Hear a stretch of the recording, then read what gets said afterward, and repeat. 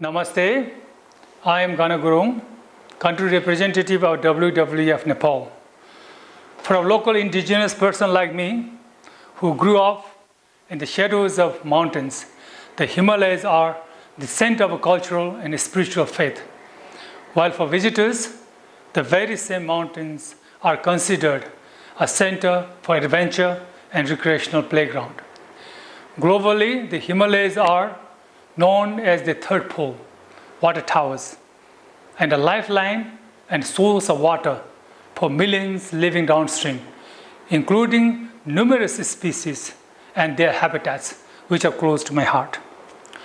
Over the last few decades, the relationship between nature and people has shifted drastically, becoming more and more unsustainable.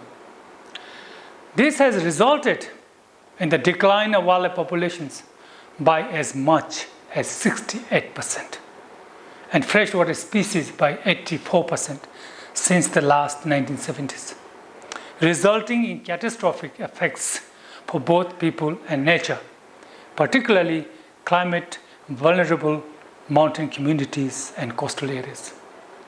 While Nepal has made a considerable progress in conservation by achieving exceptional growth of endangered species like wild tigers and rhinos, an increase in forest cover with strong community participation, COVID-19 has affected this progress and bringing the world to its knees, and has ultimately affected our capacity to protect nature and human lives.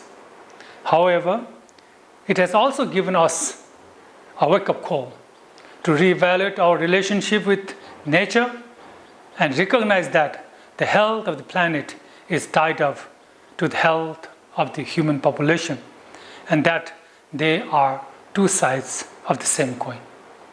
By 2030, the worst effects of climate change may be irreversible, even more so for mountain communities and species like snow leopard, the indicator of the health of mountain ecosystem.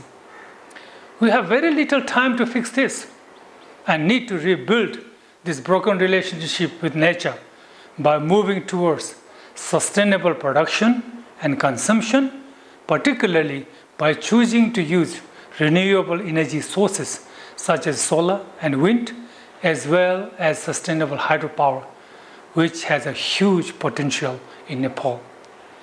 We are all aware about the environmental problems we face and the future that awaits us. But each of us can make a difference. We need to put a halt on the loss and extinction of species and their habitats and follow the path of recovery. Likewise, our carbon footprint needs to be halved from current levels. Tourism is one of the hardest hit sectors from the COVID-19 pandemic. We must now diversify our products, services, and experiences across all climatic zones, natural and cultural landscapes for domestic and international visitors, so that tourism can bring equitable benefit to all throughout the year.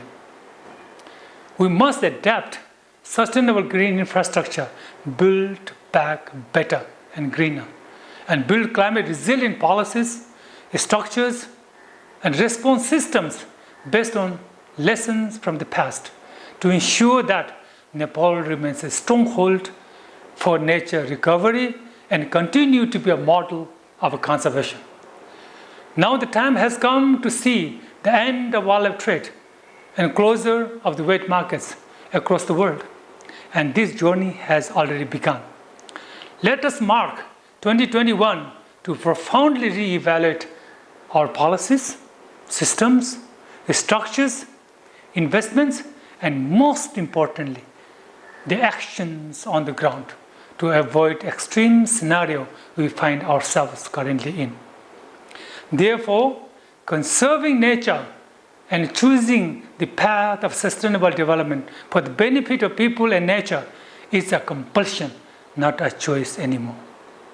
I look forward to contributing my share of experience to devise nature-based solutions for sustainable tourism for Nepal and ultimately a sustainable world for future generations.